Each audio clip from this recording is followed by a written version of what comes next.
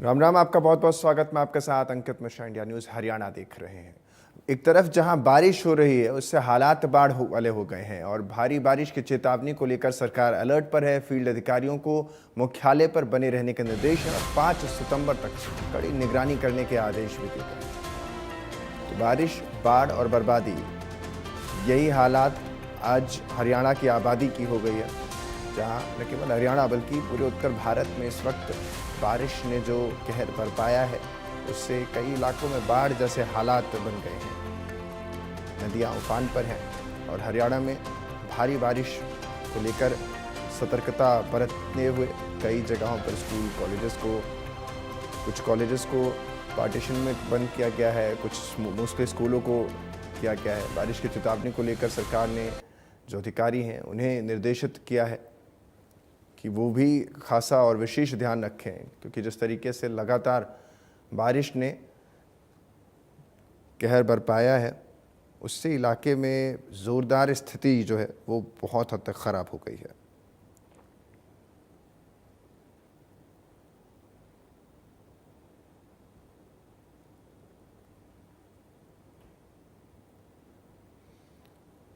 तो साफ तौर पर ये बड़ी दिक्कत का सबब है।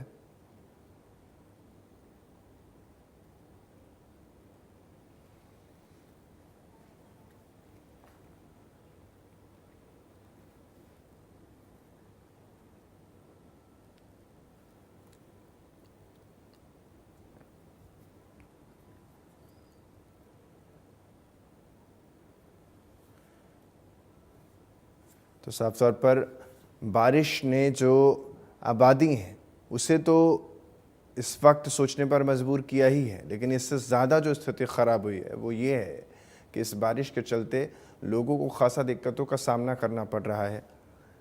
अस्पतालों में मरीज़ों की संख्या बढ़ गई है। वायरल और जो फीवर हैं, उसका वायरल फीवर का जो स्तर है वो बहुत हद तक बढ़ गया है और लगातार देखा जा रहा है कि बारिश की वजह से जो स्तर है नदियों का वो कुछ हद तक बढ़ता हुआ आगे जा रहा है, जिसकी वजह से खासा दिक्कतों का सामना जो आम लोग हैं उनको करना पड़ रहा है।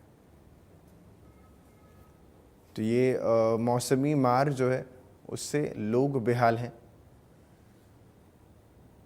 और ये न देख पा रहे हैं आप, डैम्स के भी कई दरवाजे, हथनीकुंड बैराज जो है उसके भी कई दरवाजे खोले जा रहे हैं, क्योंकि जो बैराज में पानी है वो ओवरफ्लो हो रहा है और कहीं वो और ज़्यादा ओवरफ्लो ना हो, जिसकी जितनी कैपेसिटी है उससे ज़्यादा ना हो, वरना स्थिति और भी ज़्यादा ख़राब हो जाएगी।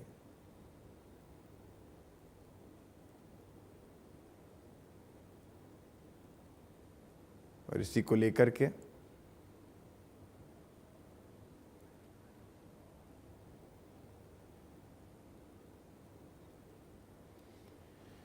सरकार अलर्ट मोड पर है और प्रशासन से लगातार अलर्ट रहने के लिए छुट्टियां रद्द की गई हैं कई अधिकारियों की।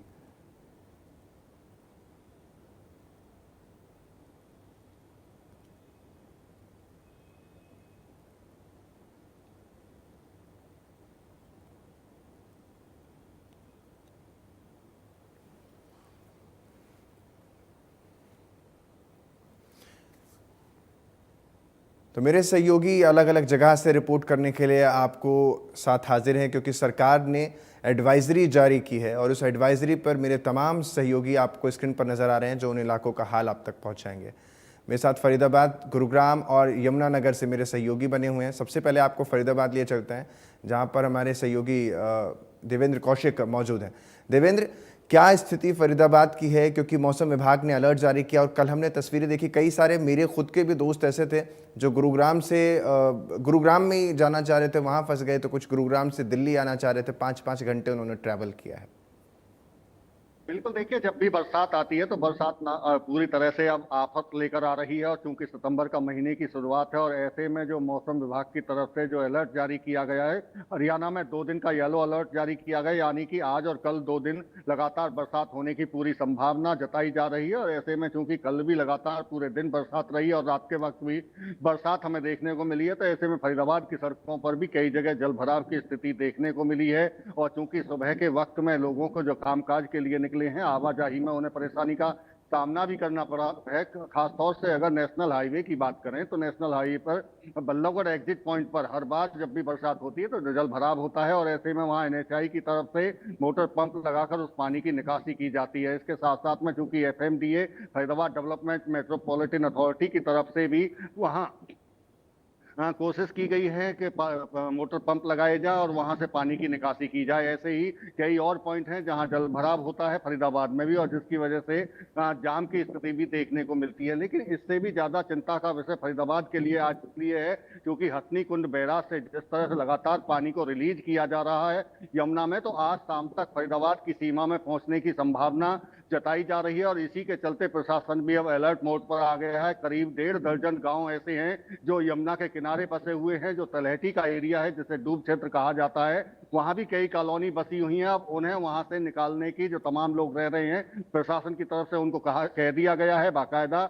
मुनादी करवाई गई है और पुलिस भी वहां तैनात कर दी गई है। प्रशासन के अधिकारियों की तैनाती 24 घंटे निगरानी प्रशासन कर रहा है, और इसके साथ साथ में इरिगेशन डिपार्टमेंट की तरफ से भी वहां तैनाती की गई है तमाम इंतजाम के साथ में। अगर भूमि कटाव होता है तो उसे रोकने के लिए भी इंतजाम किए जा रहे हैं। देखना होगा कि आज शाम या कल सुबह तक या रात के वक्त में जिस तरह से जल स्तर बढ़ेगा, चूंकि हथनी कुंड बैराज से कल सुबह 6:10 पर 3,29,000 क्यूसेक पानी छोड़ा गया था, तो कहा जाता है कि करीब 48 घंटे बाद वो दिल्ली पहुंचता है और दिल्ली के बाद में फिर ओखला बैराज से उस पानी को डाउन स्ट्रीम में रिलीज किया जाता है। अब देखना होगा कि जो ओखला बैराज है उससे डाउन स्ट्रीम में जितना पानी हथनी कुंड से छोड़ा गया था उतना ही फरीदाबाद की सीमा में छोड़ा जाता है, या उससे पहले उस पानी को कहीं डाइवर्ट किया जाता है। क्योंकि अभी भी लगातार अगर सुबह की हम बात करें तो 8 बजे भी ओखला बैराज से 65,000 क्यूसेक पानी फरीदाबाद की सीमा में छोड़ा गया है। लगातार कल भी हमने देखा था कि 50 से 55,000 क्यूसेक पानी हर घंटे पर छोड़ा जा रहा था, और जिसका असर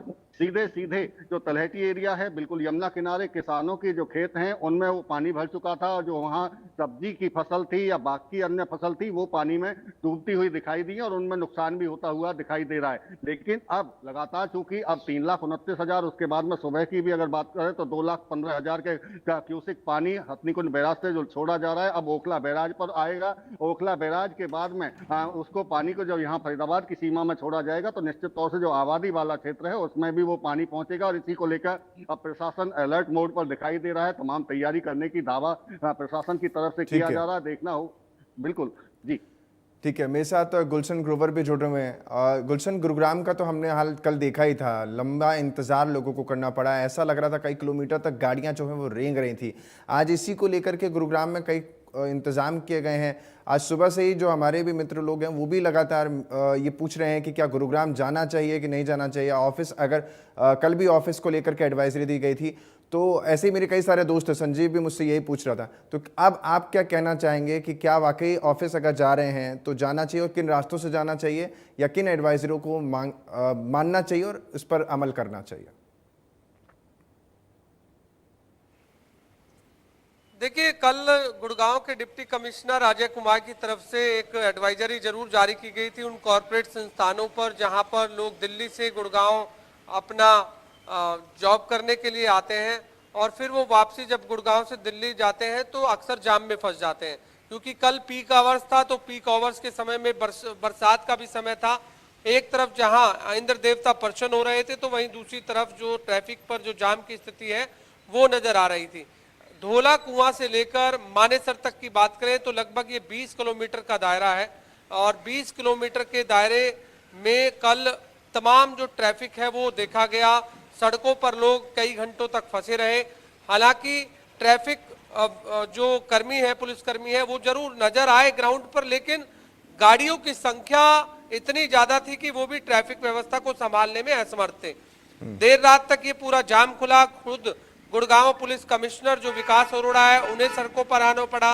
डिप्टी कमिश्नर अजय कुमार खुद सड़कों पर आए और तमाम व्यवस्था का जायजा लिया।